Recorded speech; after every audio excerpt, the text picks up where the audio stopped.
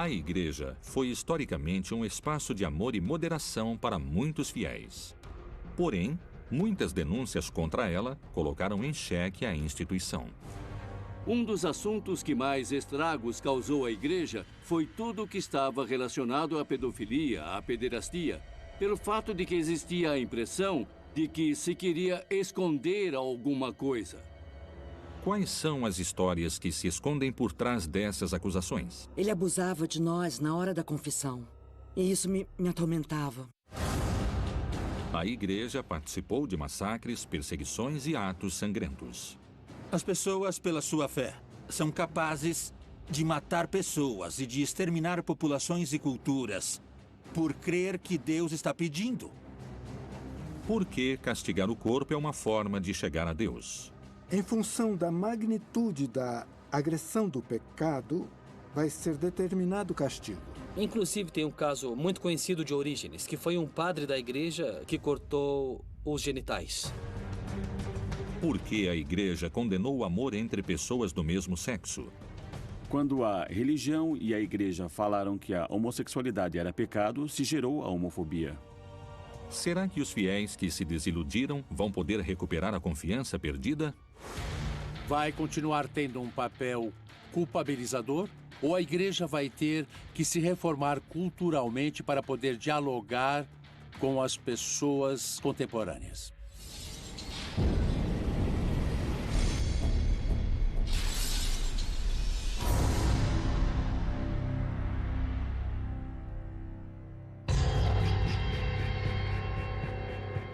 Para os fiéis, o sacerdote é um representante de Deus a quem podem recorrer em momentos difíceis. O sacerdote é o intermediário de Deus e, por isso, pertence ao estamento que tem alguns privilégios. A sociedade o cultua. O sacerdote é uma pessoa que dedica sua vida a Deus e, por esse motivo, é especial. Para o Novo Testamento, como está escrito na Carta aos Hebreus, o sacerdote é aquele que prolonga o sacrifício de Jesus. No sacrifício da liturgia, mas aplicado à sua vida. Na América Latina, o sacerdote é um ator que teve muita influência na vida cultural, mas também era uma autoridade moral. Era uma autoridade de poder também. Nas cidades de toda a América Latina existia o representante do governo, mas também estava o padre, que era como contrapeso. O padre era o valor e o peso do ético, do moral, diante do mundo jurídico e do poder político. Eu tenho que confessar como sacerdote que o mais impressionante do meu ministério é isso, é sentar-me no confessionário e aprender a receber no coração a dor das pessoas.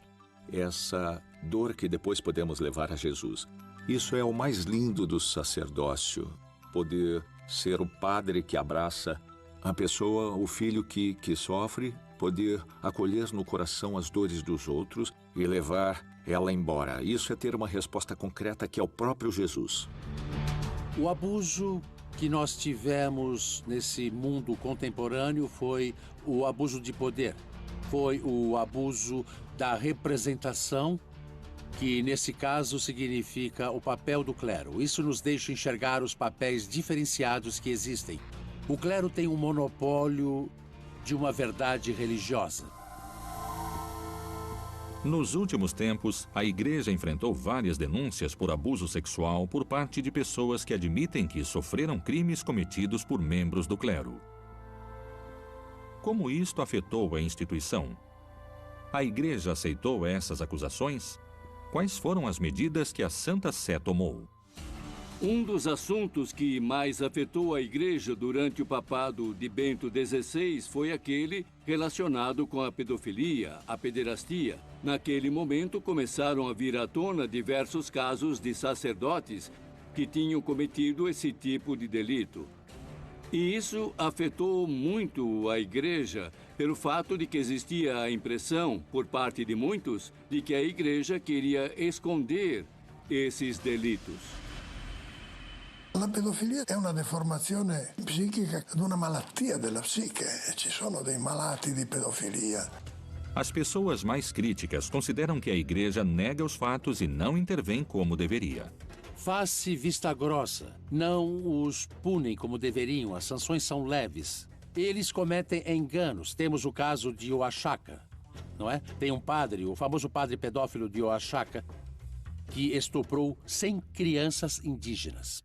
Do ponto de vista emocional, isto é uma traição afetiva, uma traição da confiança. O bispo da diocese tentou protegê-lo e essa é uma atitude que continua existindo, essa proteção interna. A cumplicidade do poder judiciário é tão forte, a cumplicidade do poder político é tão forte, a cumplicidade do poder midiático é tão forte.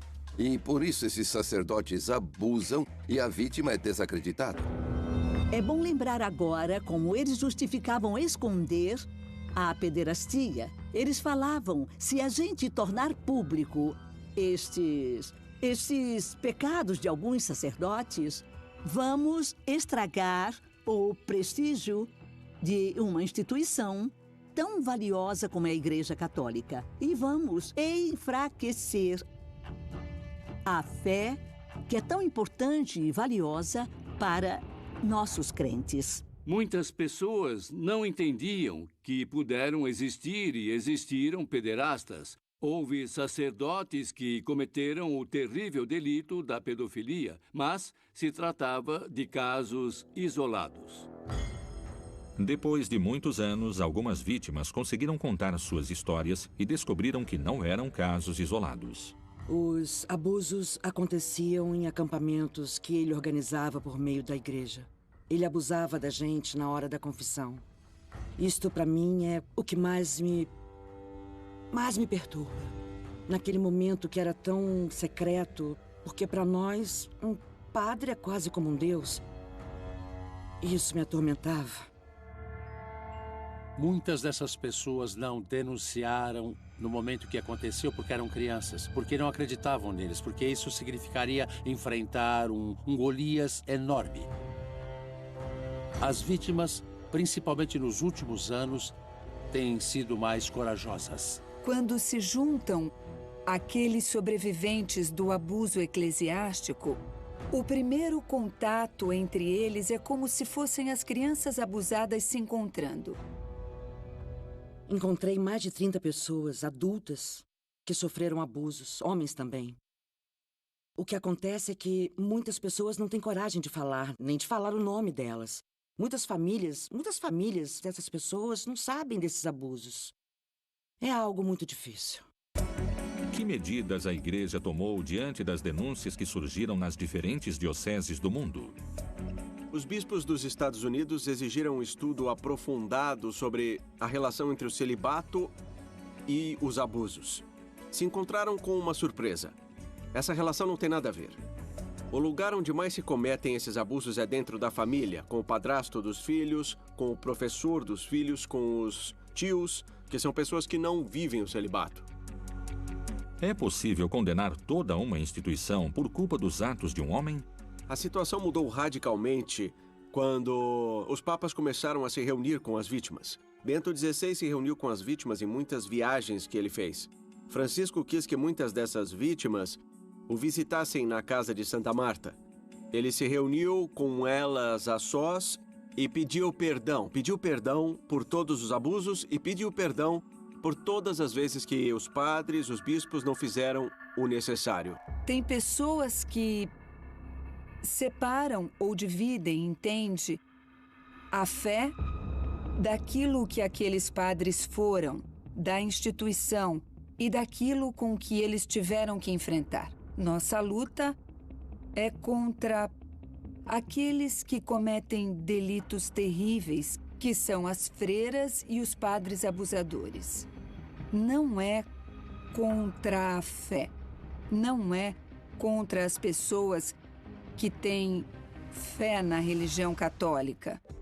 O que deixaram claro esses episódios vividos no interior do clero? O interessante é que a pederastia mostrou que a igreja é igual a qualquer outra instituição, como os colégios, como os militares, como os partidos políticos. É uma instituição humana que de sagrada não tem nada. A igreja é como qualquer organização humana. Os papas, como João Paulo II, como Francisco, têm que saber que essas coisas acontecem e que aquilo que se fala sobre não permitir isso, sobre não tolerar esses abusos, é mentira. Os padres que abusaram continuam perto de crianças. Absolutamente todas são situações dramáticas. Não tem situações piores. Todas são terríveis. Como se viveram essas denúncias no cerne da igreja? O fato desse tipo de acontecimento vir à tona, por um lado, é inevitável nesse mundo das comunicações, onde nada mais pode ser mantido em segredo. Uma hora viriam à tona.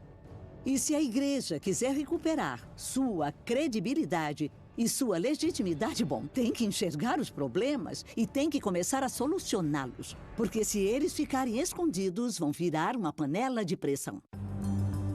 Acho que o assunto da pederastia é um assunto-chave contemporâneo porque colocou a igreja como uma organização de estrutura secular. Antes, ela era enxergada como uma sociedade perfeita que devia ser luz e indicar o caminho para a sociedade e a cultura secular pecaminosa. Não, hoje a igreja se enxerga a si mesma como uma estrutura de poder e de pecado. Papa Francesco è stato anche molto concreto nel combattere gli abusi sessuali. È il primo Papa che ha processato un nunzio, un ambasciatore vaticano, perché a Santo Domingo aveva commesso degli abusi sessuali e lo ha degradato. Qual é o posicionamento da igreja diante da agressão física? Por que muitos devotos decidem sofrer e machucar seus corpos para se aproximar de Deus? Até onde os fiéis são capazes de ir em busca de perdão?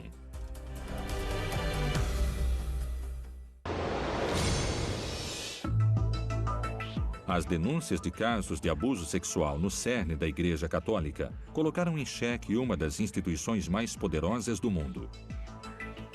Para muitos estudiosos, o posicionamento da Igreja provocou o afastamento de fiéis e estabeleceu uma luta feroz no interior da Cúria. Por que, em algum momento, se considerou que o corpo devia ser castigado? Por que tantos homens e mulheres adotam condutas extremas? Qual é o limite entre a devoção e a agressão física? Aquilo que é pecado foi mudando ao longo da história da igreja. Quem decide o que é pecado?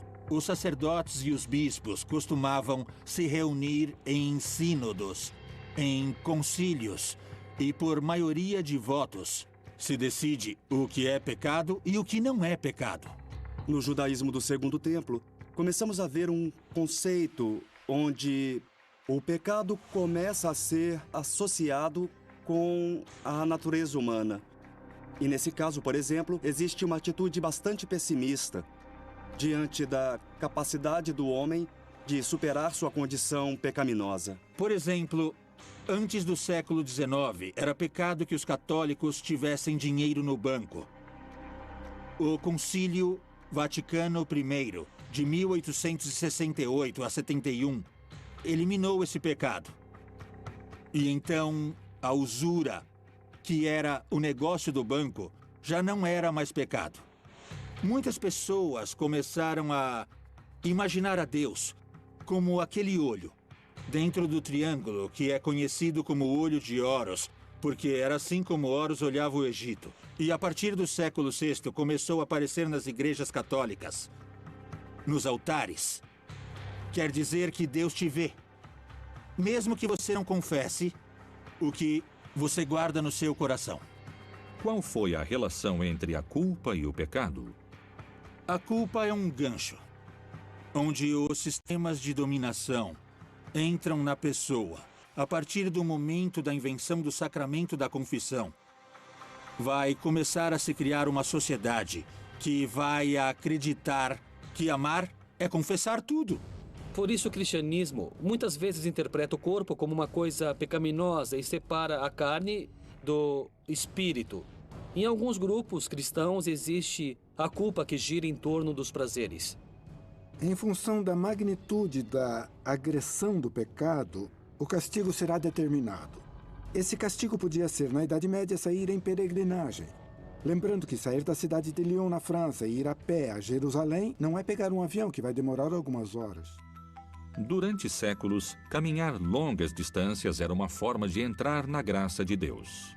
Se essas pessoas se excediam nessa caminhada, nessa peregrinação e não estavam prontas, o primeiro que ia acontecer é que a pessoa ia ficar com bolhas nos pés, depois ia ficar desidratada e muitas delas iam sofrer o que em medicina se conhece como intermação, que se dá pelo calor extremo e se manifesta com um colapso circulatório, com um choque, do qual algumas pessoas podem se recuperar, mas outras não. Então a peregrinação era a recuperação, era a manifestação humana com um profundo sentido de fé que faz com que uma pessoa se aproxime a algo sagrado, quando o pagão é o lugar onde estamos.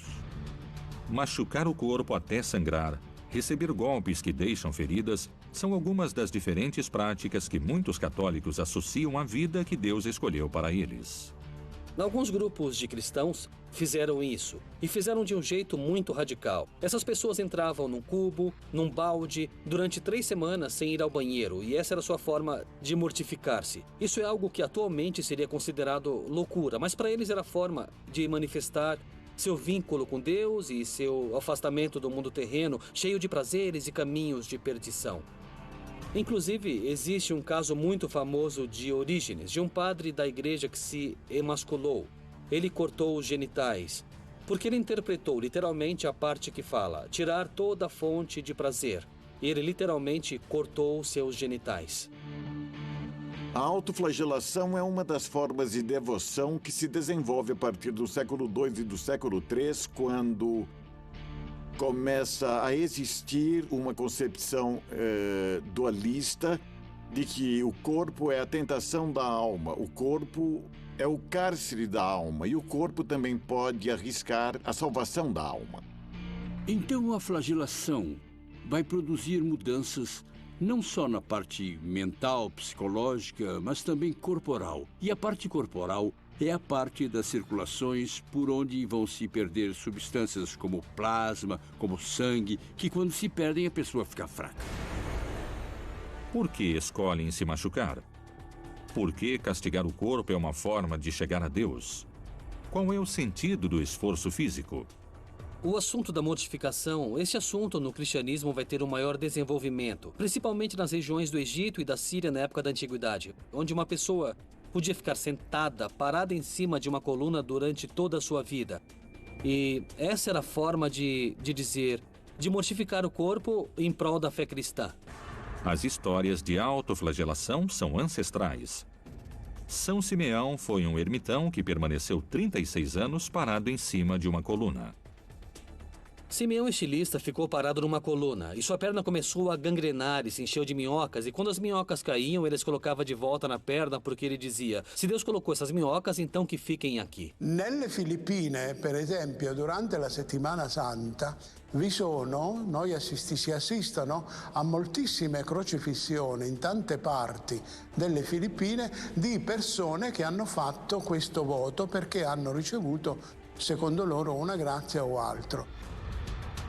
Para algumas pessoas, essas práticas parecem exageradas diante de outras que se consideram mais refinadas. Nell'Opus Dei i membri cosiddetti soprannumerari che raggiungono il più alto livello di appartenenza a questa congregazione sono obbligati, costretti a portare almeno per un paio d'ore al giorno uno strumento che si chiama cilicio, che è uno strumento di pezza o di cuoio inchiodato che si conficca nelle carni, per cui ad ogni movimento sono dolori forti. O Opus Dei nasceu na Guerra Civil Espanhola. É o símbolo do franquismo. É uma tentativa de uma sociedade católica a partir do ponto de vista político, secular e militar. É a expressão do franquismo na América Latina. É a intransigência de uma proposta contra a modernidade. Todos os seres humanos têm fraquezas todos os dias. E quando as pessoas usam o silício, nesse momento, elas acabam lembrando que são carne e que são frágeis, que são fracas e que podem cair na tentação. Isso faz com que elas entendam que precisam mudar e que, necessariamente, através desse instrumento, as pessoas podem conseguir uma semelhança com a dor e o sofrimento que Jesus teve. Quando se exige, em nome da fé, tolerância à dor, isso faz parte da dominação. Quer dizer, eu preciso construir a culpa naquela pessoa que eu quero que aguente a dor, para que suporte a chantagem emocional do dominador. Se pedimos tolerância à vítima, viramos cúmplices do dominador. Eu acho que a tolerância humana diante da dor surge para dar sentido a essa dor. Não se sofre à toa e nem sem sentido nenhum. Se sofre por um objetivo. Se esse objetivo não existe, eu acredito que a tolerância à dor vai ser pouca. Inclusive para aquelas pessoas que suportam muita dor nas suas vidas. Teriam a promessa de que com a morte viria o prêmio de que acabaria a dor.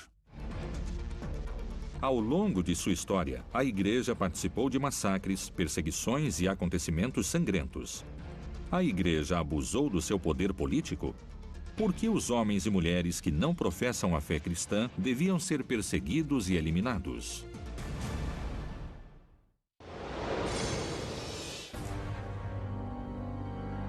Ao longo dos séculos, a Inquisição usou a violência e perseguiu aqueles que negavam a existência de Deus. Qual foi o uso que a Igreja fez do seu poder político? Por que aquele que pensava diferente devia ser julgado? As pessoas pela sua fé, são capazes até de matar. E creem que com isso estão agradando a Deus.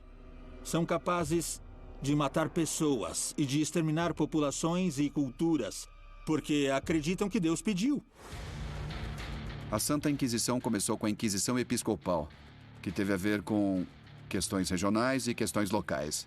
Basicamente para combater a heresia cátara, que aconteceu no sul da França, naquela linda região que compreende Toulouse, Carcassonne e Albi. E tem a ver com uma visão muito cristã do Evangelho, onde se dizia que existiam dois mundos. O mundo era dividido por dois poderes, o poder satânico, que é o mundo material, o mundo das coisas materiais e do poder, e o mundo celestial. No ano de 1250, meados do século XIII, a Inquisição vai adquirir um caráter mais oficial e vai incorporar a tortura. O que procurava a Igreja durante a Inquisição? Por que muitos historiadores consideram que ela tentava controlar a sociedade da época?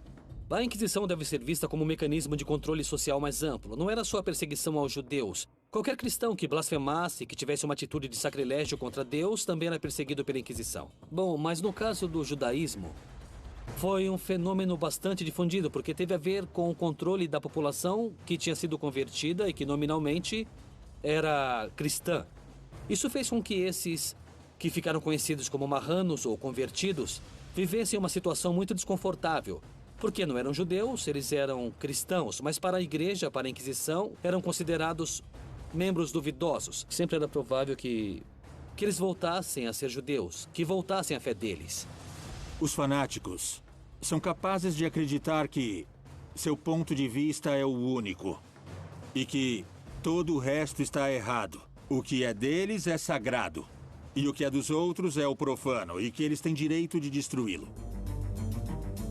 O pensamento desses inquisidores era que eles faziam isso para salvar a alma da pessoa. Essa é a parte perigosa de uma fé. Isto é, para salvar a outra pessoa, eu posso matá-la.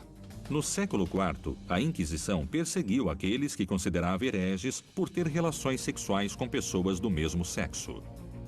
No século IV, já na Inquisição de Teodósio, exigiram a morte dos homens afeminados e de lésbicas. No século XIII, na Santa Inquisição, dominava uma ideia cristã mais homofóbica e lesbofóbica, que, com a Santa Inquisição, começaram a perseguir gays e lésbicas que hoje conhecemos como a queima das bruxas, também chegou a queima dos homossexuais e das lésbicas. Durante vários anos na Itália, os homossexuais deviam se esconder para evitar a perseguição dos inquisidores. Os homossexuais na Florença, por exemplo, se organizaram contra a Savonarola.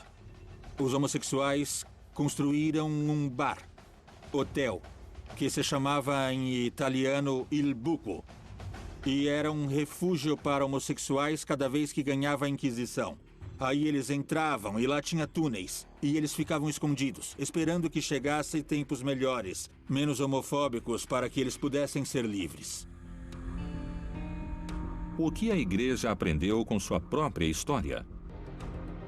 Qual é o movimento que está acontecendo na Igreja em busca de igualdade de gênero? As teologias de gênero estão provocando uma reflexão muito interessante a partir da religião. Trata-se de um posicionamento por parte das igrejas para abrir espaços para que essas pessoas possam se sentir incluídas. No começo, era um espaço para que nós, mulheres, nos sentíssemos incluídas e que pudéssemos fazer parte das lideranças dentro da igreja. Depois, esse espaço se abriu para toda essa diversidade sexual. Por que a Igreja questiona o amor entre pessoas do mesmo sexo? Será que existem textos bíblicos que mencionam esse vínculo homossexual? Ao longo da história, aconteceram coisas que embaraçam a prática de amor e tolerância da Igreja. Para muitas pessoas, ter relações sexuais com uma pessoa do mesmo sexo era o caminho direto ao inferno. Por que a Igreja condenou o amor entre pessoas do mesmo sexo? Às vezes, as sociedades que foram muito religiosas se sentem culpadas pelo seu comportamento, não é? Eles transgridem, mas a culpa sempre está presente. Por exemplo, veja agora a situação dos homossexuais, que já não se escondem tanto. Mas muitas pessoas se sentem culpadas porque são diferentes, afastando-se das normas. Por isso tem gente que não sai do armário, que está quase fora, está dentro de um armário muito frágil. São aspectos que com o tempo foram se libertando, mas que são reminiscências dessa dimensão pecaminosa, cheia de culpa que temos em nossa sociedade. Para alguns especialistas, o posicionamento que a instituição adotou fez com que a homossexualidade fosse uma prática tabu. Uma prática que devia ser realizada escondida de todo mundo. Há histórias de homossexualidade dentro da própria Igreja? A homossexualidade é um assunto tão velho quanto o mundo. A Igreja e talvez Francisco têm uma visão mais aberta sobre esse assunto, já que eles falaram que os homossexuais devem ser tratados com toda a dignidade que toda pessoa merece.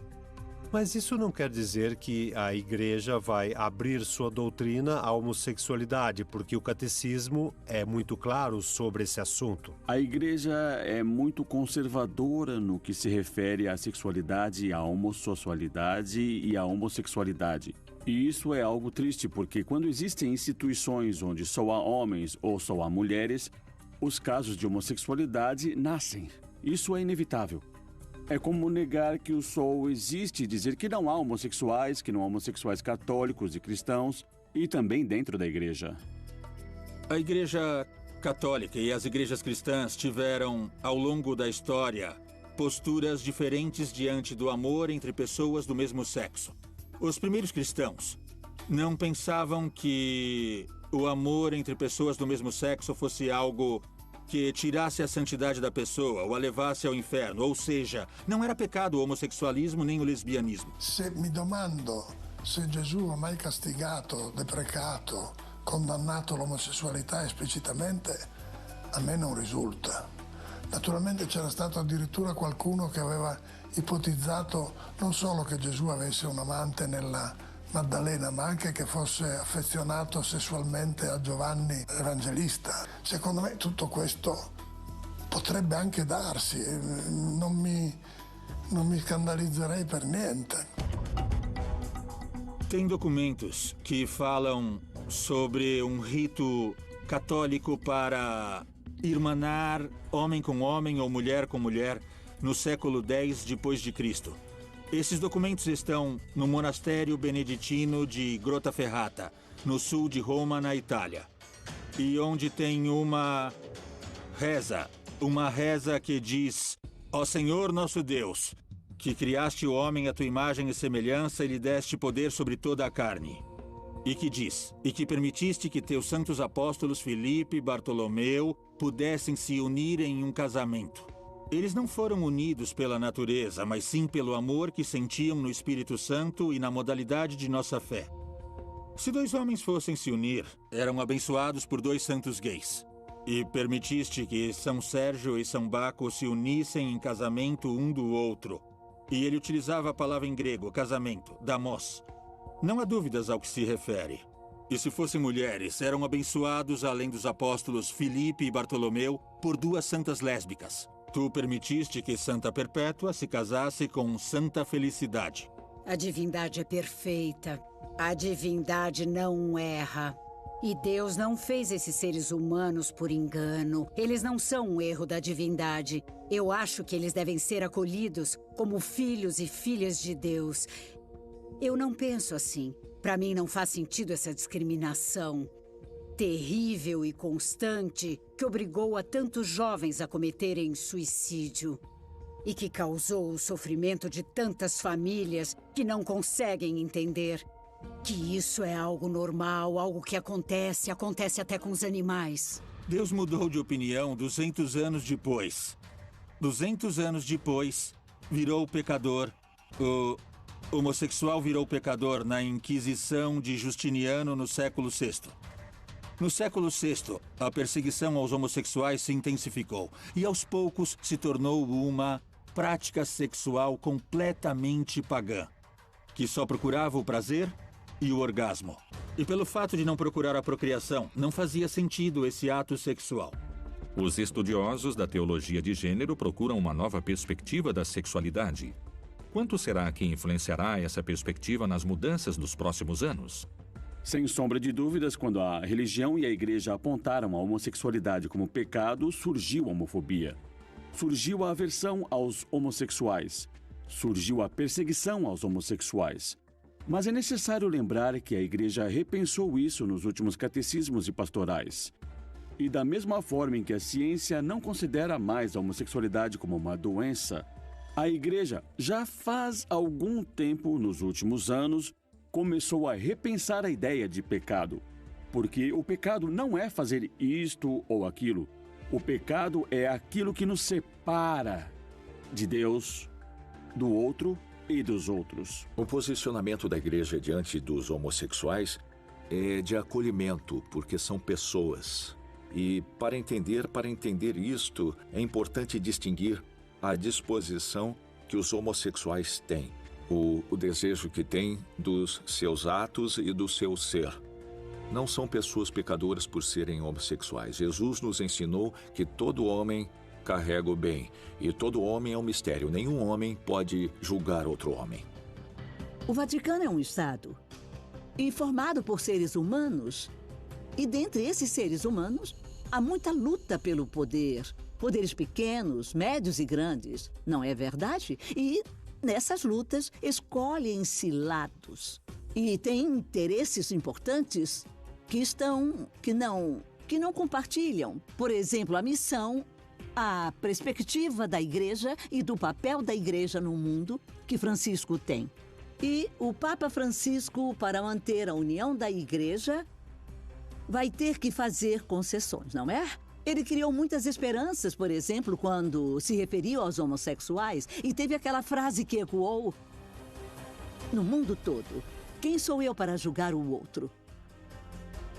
Porém, na hora de agir concretamente, as mudanças são extremamente difíceis.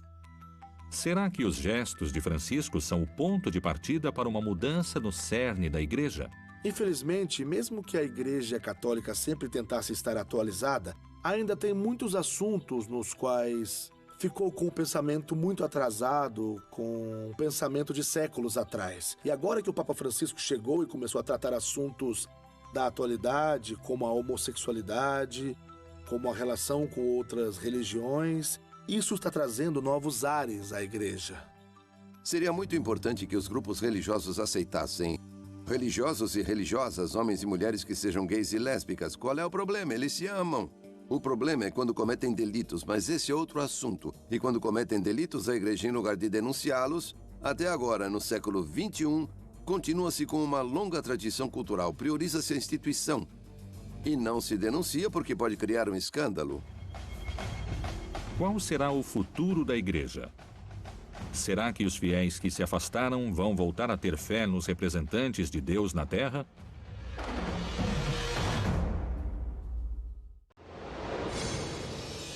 Se uma pessoa é gay e cerca o Senhor e ha buona volontà, ma chi sono io per giudicarla? As declarações do Papa Francisco não evitaram que se discutisse um dos assuntos mais atuais da Igreja Católica. O jornalismo internacional, inclusive, se atreve a falar de uma instituição renovada. Durante muitas décadas, se confiava tudo à boa fé e à boa vontade das pessoas. Se confiava tudo à boa vontade dos principais colaboradores do Papa, que não precisavam dar nenhuma explicação a ninguém. Isto colabora muito, sobremaneira, para que se dê o abuso. Aos poucos, a cultura da transparência foi crescendo. Isto começou com João Paulo II, Bento XVI tentou e não conseguiu, e o Papa Francisco, sem sombra de dúvidas, vai ser o Papa da transparência. Quais são as prioridades do Papa Francisco? Na sua agenda estão os assuntos sobre a diversidade sexual? O Papa Francisco está mexendo com interesses muito poderosos dentro da Igreja Católica. Ele disse várias vezes que ele espera que, antes de concluir seu papado, que possa mudar 3 coisas na igreja. Que o celibato seja opcional, não obrigatório, que as mulheres tenham outro lugar dentro da igreja e que se reconheça a união entre pessoas do mesmo sexo.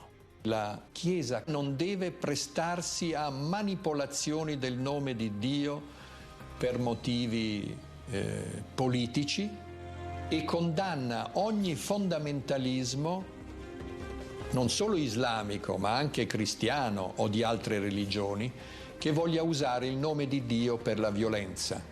Francisco é um reformador e começa com uma mudança de atitude. Não quer uma igreja fechada e sim aberta, uma igreja plural. Outro aspecto muito importante é que Francisco propõe uma sensibilidade maior para poder entender o homem e a mulher contemporâneos. O que significa essa nova sensibilidade? Significa que a igreja pode perder essa atitude de condenação diante dos homossexuais, diante do tema do aborto, diante do papel da mulher que muitas vezes se sente ameaçada nesse universo masculino. Francesco parla di una rivoluzione della tenerezza e questo implica anche un cambiamento forte della struttura. Francesco è molto critico contro i peccati della Curia Vaticana o dei vescovi o del clero. Francisco deu uma série de passos onde a doutrina não mudou, onde não mudaram os grandes fundamentos dos dogmas da igreja. Mas ele está pedindo uma mudança de atitude da igreja. Isso fez com que os setores que estiveram numa crise profunda, que levaram a igreja a uma crise profunda, enfrentassem a Francisco. Eu acho que ele é um Papa pastor, próximo das pessoas. Um Papa que está tentando fazer com que as políticas do Vaticano estejam mais próximas do Evangelho e não da Inquisição. Será que Francisco vai poder atender às reclamações dos fiéis homossexuais? De que forma se mantém a postura daqueles membros da igreja que se opõem às mudanças? Esses setores conservadores querem manter uma agenda moral, onde a igreja é aquela que determina o que está bem e o que está mal no comportamento da sociedade, uma espécie de juiz. E uma agenda que pode culpar a sociedade ou que pode chantagear a sociedade. E, por outro lado, temos a Francisco e a outros bispos da América Latina que querem que continuemos com agenda moral, mas isso não é prioridade. Tem outros aspectos prioritários. Quais seriam? Uma agenda social. O Papa Francisco, na minha opinião, acho que quer ser um Papa do século XXI. Especificamente, um Papa que aproxima Deus do povo. Eu acho que Francisco nos leva a um debate profundo, que é qual é o papel da Igreja Católica na sociedade contemporânea. Será que vai continuar tendo um papel culpabilizador, de condenação, às novas práticas e novas sensibilidades da sociedade contemporânea? Ou será uma igreja que tem que se reinventar culturalmente para poder dialogar com as pessoas contemporâneas? Se a igreja não abrir a cabeça aos temas atuais de discussão, como a violência, a injustiça, a corrupção, os direitos reprodutivos das mulheres, a integração da diversidade sexual, o reconhecimento das lideranças das mulheres, o tema das crianças, dos direitos das crianças, e não solucionar esses escândalos de pedofilia e de pederastia, e não solucionar tudo do jeito certo, o futuro da igreja vai ser o de ter cada vez menos membros. Vai ser uma igreja cada vez mais mofada, mais velha, mais vazia. E vai ter poucas possibilidades de voltar a ter a sua credibilidade. Atualmente, a Igreja debate sobre quais deveriam ser as mudanças necessárias para voltar aos princípios transmitidos por Jesus. Será que o Papa Francisco vai conseguir o que ele deseja e vai terminar com essas histórias de abusos e discriminações no interior da Igreja?